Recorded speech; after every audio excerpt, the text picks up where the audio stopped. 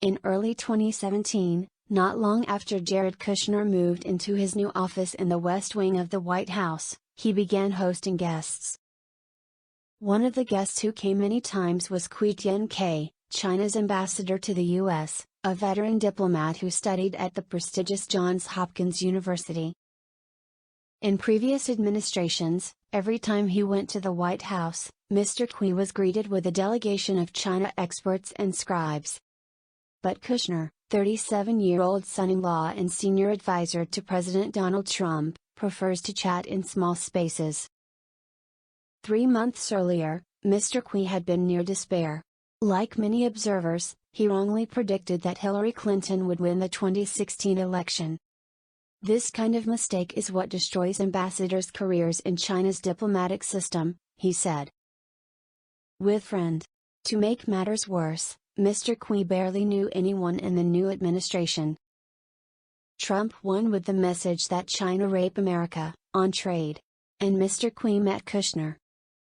In Kushner, the Chinese ambassador saw a confident, caring, and inexperienced partner.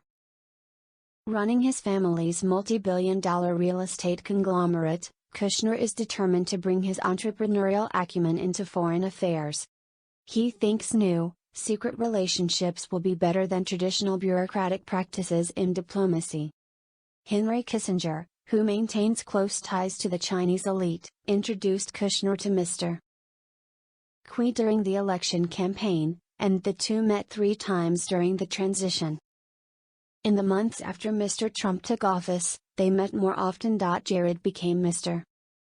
China, said Michael Pillsbury, a former Pentagon aide on Mr. Trump's transition team. Side photo, New Yorker illustration of Kushner being targeted by China. Mr. Kui's frequent meetings with Kushner made some in the U.S. government uncomfortable. On at least one occasion, they sat alone together, something intelligence officials deemed dangerous. There was no one in that room to verify what was said and what wasn't, so the Chinese could go back and claim anything, said a former senior U.S. official who was informed.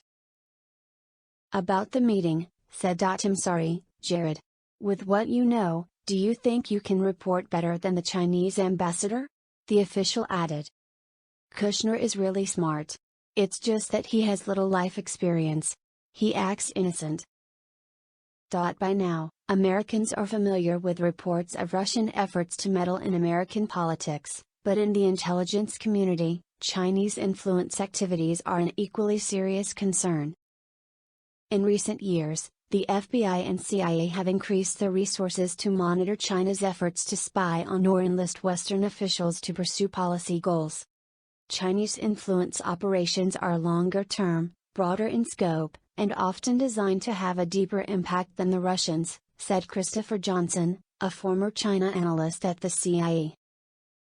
Said Kushner often excludes top government China experts from his meetings with Kui. He went with absolutely no one who knew about China, said a former member of the U.S. National Security Council, NSC.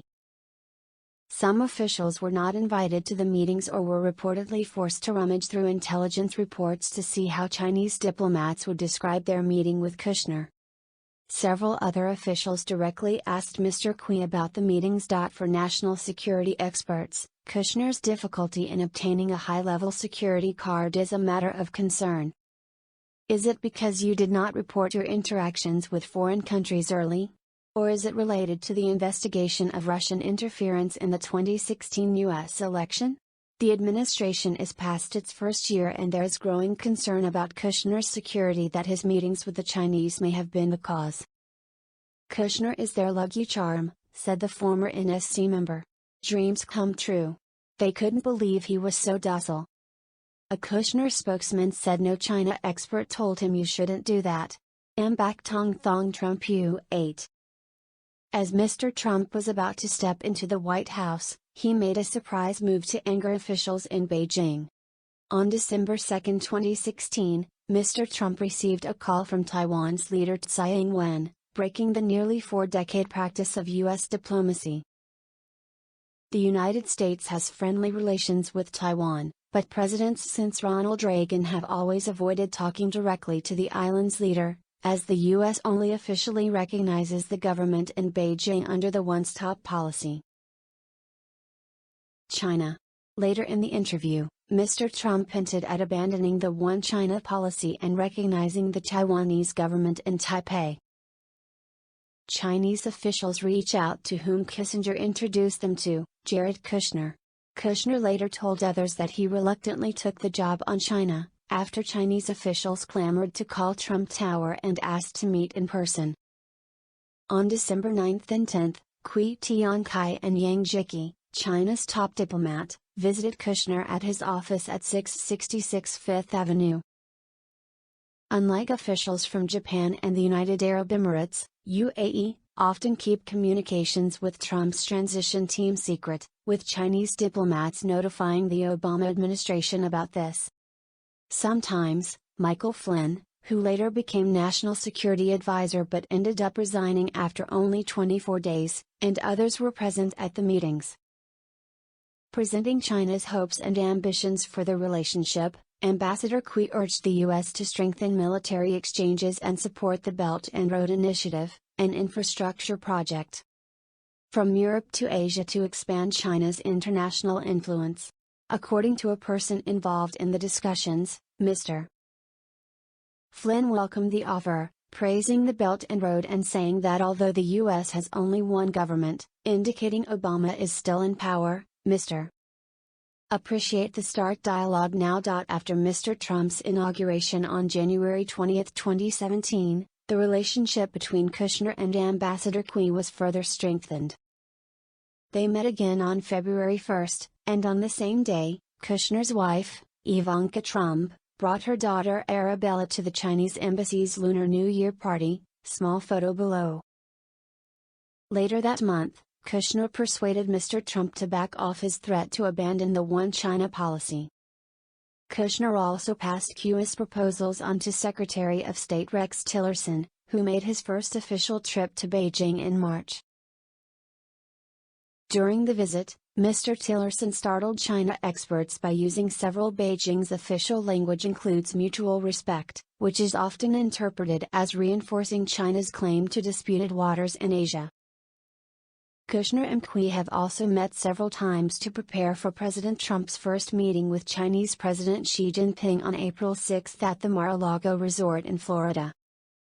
According to Daniel Russell, Assistant Secretary of State for East Asia and the Pacific until March last year, it's clear that heated debates have taken place between advisors to the president. On the one hand, hardliners, including former chief strategist Steve Bannon, who once said he believes China is determined to rule the world, favor a confrontational stance on trade and other issues. Other problems. On the other side, Jared Kushner is described as firmly holding the position that the meeting at Mar-a-Lago is only about talking about relationship building. We were told that the spirit of the meeting was to first build a warm family-style friendship, through meals and through Mr. Trump's personal charisma, Russell added. In this event, China achieved its goals in a spectacular way. The exposure focused on soft content that allowed reporters to take pictures, limited talking about trade and sensitive topics. This is also a lucky occasion for the Kushner family. While Xi was meeting with Trump, Beijing approved 3 trademark registrations from Ivanka's company. Ivanka is also an advisor to the president, and her relationship with the Chinese is hard to say unusual. Since Mr. Trump took office, the Chinese government has approved a series of trademark registrations from the Trump Organization. Kushner was proud of his role in Mr. Xi's visit to the U.S., telling a person close to him, "People say we have to do things the old-fashioned way, the traditional approaches. Some people have a lot of experience, clinging to the old ways, won't be as successful at Mar-a-Lago as we are."